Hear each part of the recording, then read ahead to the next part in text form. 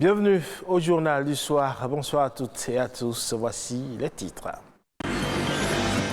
Depuis sa création au début des années 2000, le 4 février est la date retenue chaque année pour une mobilisation internationale contre le cancer. Dans cette édition, on lève le voile sur le cancer du col de l'utérus.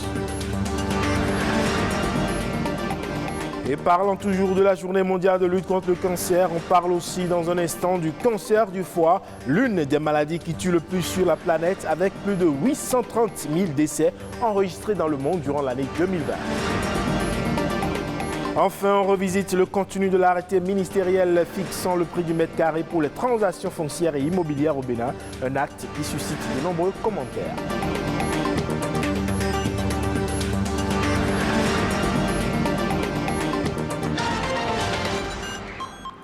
Merci à vous de nous préférer pour vous informer. C'est en décembre 2020, alors que le monde affrontait les conséquences de la pandémie à coronavirus, que l'Assemblée générale des Nations unies a proclamé le 4 février comme étant la journée internationale de la fraternité humaine. À l'occasion, une déclaration intitulée « La fraternité humaine pour la paix mondiale et la coexistence commune » a été signée par le pape François et le grand imam Al-Azhar, le cheikh Ahmad Al-Taïb.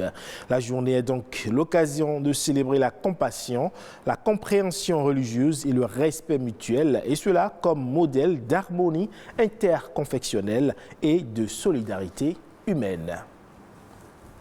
Et depuis sa création au début des années 2000, la journée du 4 février est aussi chaque année un moment de mobilisation internationale contre le cancer. Une journée de sensibilisation aux principaux enjeux de lutte contre cette maladie. Et justement, dans cette édition, on lève le voile sur le cancer du col de l'utérus. Il tue des millions de femmes chaque année et le Bénin n'y échappe pas, cela malgré le renforcement du système de protection sanitaire des femmes. Qu'est-ce donc que le cancer du col de l'utérus et comment le traiter? Suivons cet élément pour plus de précision. Le cancer du col, ça va être l'apparition au niveau du col de l'utérus de cellules qui vont se multiplier de façon anarchique et qui vont entraîner des conséquences graves sur l'organisme et qui peuvent entraîner la mort. Et sur 300 000 décès de femmes pour cause de cancer enregistrés en 2018 dans le monde, le cancer du col de l'utérus est responsable des 2/3 selon l'Organisation mondiale de la santé. Il est classé deuxième cause de mortalité chez la femme après le cancer du sein. Au Bénin, sur 4 300 cas de cancer, toutes formes confondues, enregistrés en 2018, le cancer du col de l'utérus représente 25% selon le ministère de la Santé. Le mal est dû à plusieurs facteurs. Le principal élément qui cause le cancer du col, c'est l'infection à un virus qu'on appelle le Human Papillomavirus. C'est un virus qui se contracte par les rapports sexuels. À côté de ça, le tabac aussi est un cofacteur important.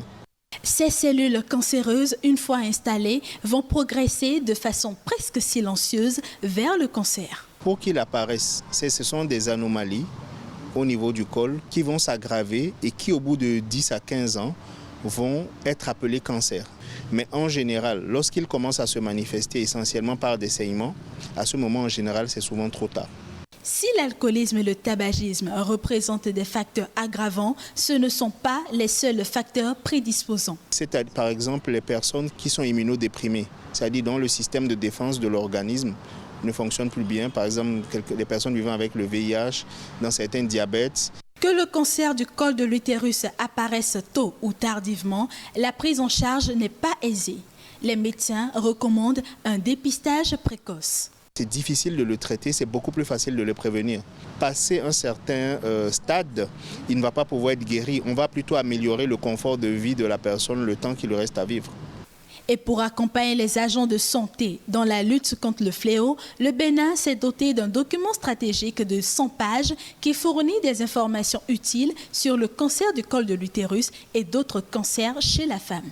Avec une bonne mise en application de ce plan stratégique, nous parviendrons à une réduction de 30% du taux de mortalité lié au cancer du col de l'utérus. Les femmes, quel que soit leur âge, sont invitées à faire l'examen du frottis vaginal tous les 3 ans pour éviter toute complication. Et généralement, le cancer se manifeste par un amaigrissement important, une perte d'appétit, voire même des nausées. Et c'est également le cas avec le cancer du foie qui, lui, se caractérise le plus par des douleurs dans la partie supérieure droite de l'abdomen. C'est l'une des maladies qui tue le plus sur la planète parce que souvent diagnostiquée tardivement en raison de l'absence de symptômes. Le cancer du foie, facteur de risque, manifestation et prévention, c'est à travers cet élément. C'est l'un des organes vitaux de l'organisme humain qui possède de nombreuses fonctions. Le foie, il fabrique la bile, filtre le sang, stocke le glucose et produit des substances indispensables au maintien de l'équilibre. Mais quand ces cellules sont attaquées, on parle du cancer du foie. Il y a ce que nous appelons les cancers qui sont secondaires du foie, c'est-à-dire le cancer est né ailleurs et ça a évolué vers le foie. Là, c'est les cancers secondaires du foie. Il y a les cancers primitifs du foie, les cancers qui sont nés vraiment au niveau du foie directement. Et ils sont deux principalement. Vous avez ce qu'on appelle le cholangiocarcinome, qui est un cancer des voies biliaires. Et vous avez le carcinome hépatocellulaire, qui est le plus fréquent. Souvent asymptomatique, le cancer du foie est très difficile à reconnaître, ce qui entraîne un risque de diagnostic tardif. Et ça se manifeste au niveau du foie, pas une fois qui d'abord sur son fonctionnement devient défaillant. La personne peut maigrir, puis avoir un amaigrissement lié à la maladie ou parce que le foie ne produit plus assez bien les protéines. Et au niveau de la fonction de la bile, cela ne marche plus bien, le sujet devient ictérique. Il y a assez de fonctions du foie qui deviennent défaillantes, première chose. Sur le plan de la douleur, la personne peut avoir une douleur au niveau de ce qu'on appelle l'hypocondre droit, légèrement à droite, en dessous du thorax. Et en dehors de ça, le foie est souvent cliniquement gros et dur. Le cancer du foie se développe le plus souvent chez des personnes qui ont une consommation d'alcool excessive ou des sujets atteints des virus de l'hépatite chronique B ou C. L'excès de graisse, l'âge ou le tabagisme ainsi que certaines maladies rares sont également des facteurs pouvant favoriser la survenue d'un cancer du foie. Heureusement, il existe différentes méthodes de traitement. Lorsque c'est vu très très tôt, il y a la chirurgie qui peut être faite, il y a ce qu'on appelle la chimio-embolisation qui peut être faite. Mais lorsque c'est assez évolué, on fait ce qu'on appelle une chimiothérapie palliative avec des molécules qui existent, ou lorsque le malade, son état ne permet pas de le faire, on est obligé de faire simplement ce qu'on appelle des soins palliatifs. Mais le plus important dans le foie, dans les atteintes du foie, c'est surtout la prévention. Surveiller sa consommation d'alcool, éviter de fumer et consommer des fruits et légumes frais restent les meilleures préventions pour réduire les facteurs de risque.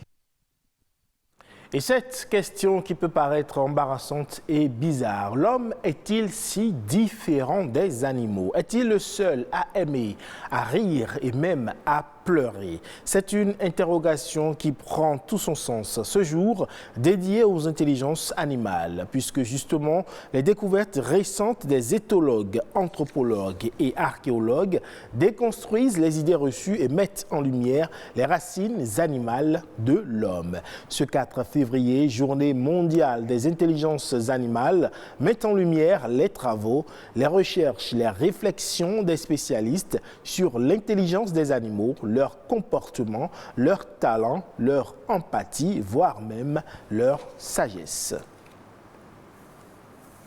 Et on revisite à présent le contenu de cet arrêté ministériel qui fixe le prix du mètre carré pour les transactions financières, les transactions foncières et immobilières en République du Bénin. Bertrand Candide Razoumet, expert géomètre agréé, revient ici sur le seuil du prix du mètre carré au Bénin.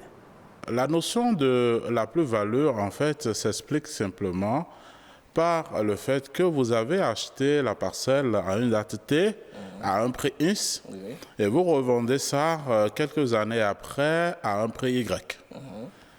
Entre le prix de vente et le prix d'achat, il y a une marge bénéficiaire qui se dégage, qui est appelée la plus-value. Et donc, cet arrêté vient juste pour fixer les prix de référence à adopter pour calculer l'impôt à payer sur la plus-value. Et les dispositions en République du Bénin stipulent que lorsque vous achetez une parcelle et que vous revendez, le calcul de la plus-value s'effectue simplement en faisant le prix initial d'acquisition que multiplie 1,2.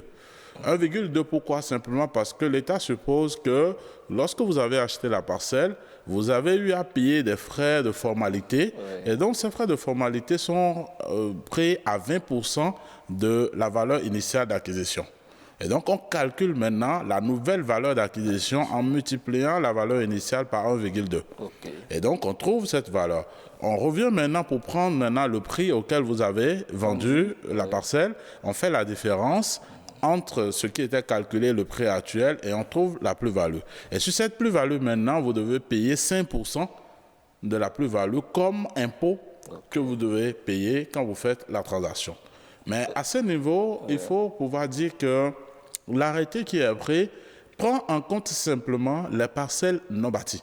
Quand c'est une parcelle bâtie que vous vendez, le calcul se fait autrement, mais au finish, vous devez payer forcément 5% de la marge bénéficiaire comme impôt, comme taxe sur la plus-value. Donc, vous nous dites que cet arrêté ne fixe pas le prix de vente des parcelles? Non, absolument pas, parce qu'en réalité, l'arrêté même vous dit que c'est des valeurs d'acquisition de référence dans le cadre de la perception de la taxe de plus-value immobilière. Le titre même de l'arrêté stipule clairement que cet arrêté est pris simplement dans le cadre de la perception de la taxe sur la plus-value.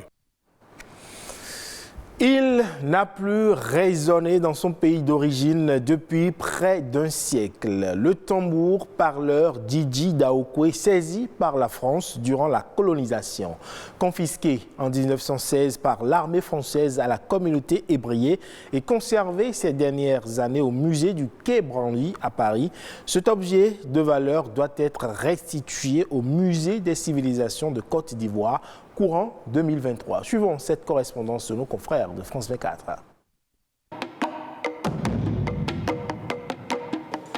C'est un travail minutieux, fait de patience et d'observation. Donc tu as retrouvé quand même la place d'un des deux morceaux. Ouais. C'est un morceau qui est conséquent quand même, ça fait quoi, 15 cm sur 5 cm. Oui, c'est quand même super d'avoir pu le trouver.